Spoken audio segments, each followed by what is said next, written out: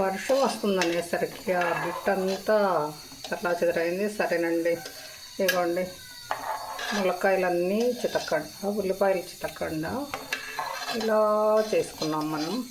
చూడండి, ఇంకా పప్పుచారు ఎలా చేస్తామో ఏంటో ఆ ప్రాసెస్లోకి వెళ్ళిపోదాం ఫ్రెండ్స్. హాయ్ అండి. చూడండి, మనం అయితే ఇప్పుడు ఒక అపురూపమైన పప్పుచారు.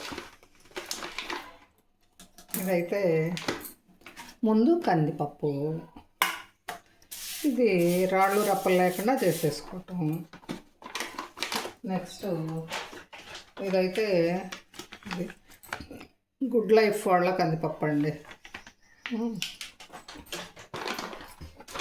అవి చాలా వేమోనని కొన్ని పచ్చెనగపప్పు వేసుకుంటున్నాను.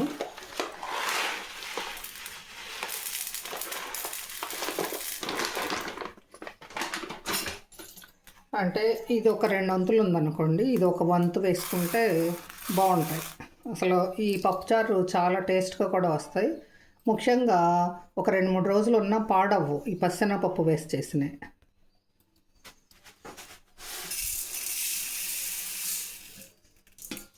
ఇవి కుక్కర్లో వేసి బాగా శుభ్రంగా 4-5 సార్లు కడిగేసి అప్పుడు కుక్కర్ పెట్టుకోవాలండి. మనకి పప్పు ఉడికిందండి. ఇదేంటంటే Hawkins 5 litres steel cooker.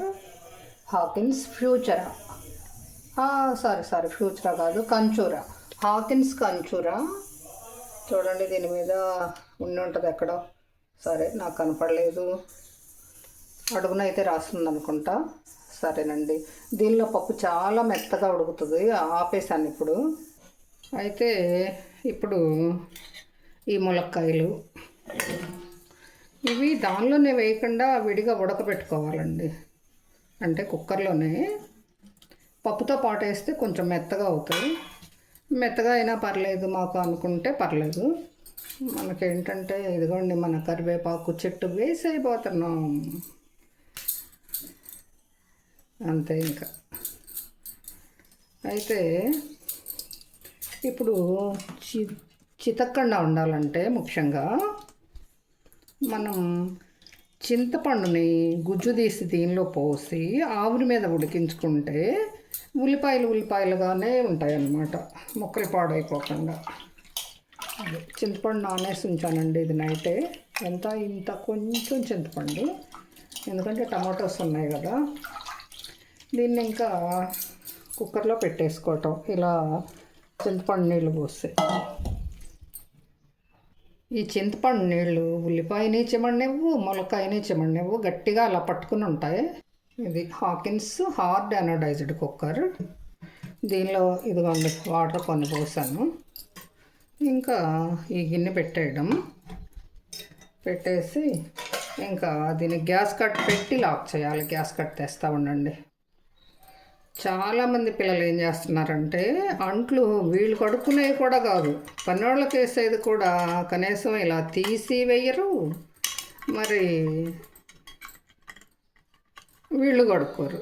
తీగానే gas cut తీసి వీళ్ళే కడుక్కుంటే సరిపోయిద్ది. గ్యాస్ కట్ తీయపోతే ఏమవుతుందంటే దీని కింద బోళ్ళు మకిలి చేరి ఉంటుంది. అలా కాకుండా ఈ గ్యాస్ కట్ ఖచ్చితంగా తీసి వాడుకోండి. అప్పుడు అనేక క్రిములు మీ ఆహారాల్లోకి రాకుండా ఉంటాయమ్మా. ఇంకా పప్పు ఉడికింది, తీసేసి మెదుపుకోవడం.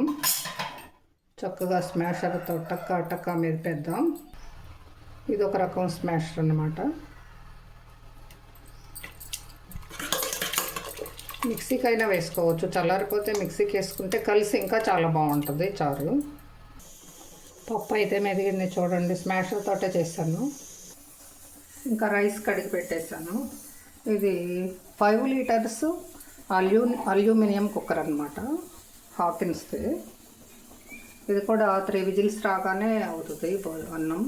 అంటే 3 విజిల్స్ వచ్చిన తర్వాత సిమ్లో ఒక 4 నిమిషాలు ఉంచితే అప్పుడు అన్నము పాడవకుండా చాలా బాగా వస్తుందండి ఈ కుక్కర్ సిస్టమ్ అది. ఇంకా మన మొక్కలు ఈ కుక్కర్ విజిల్ రావాలి.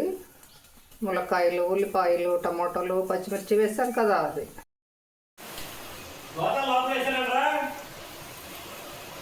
సరేలే.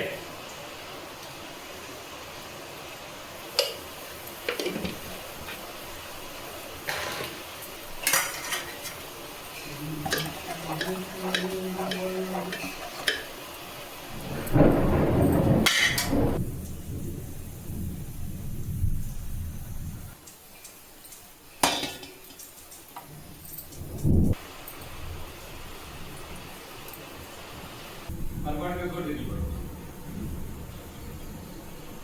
ఏది కాదు.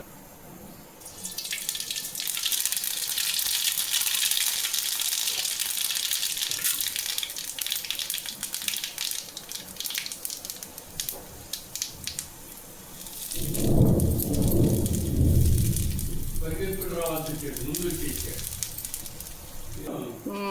ఇక్కడ ఎందుకు నా పేరు తిరుగుతో కూర్చుని చూస్తున్నావు కదా అంటాడు.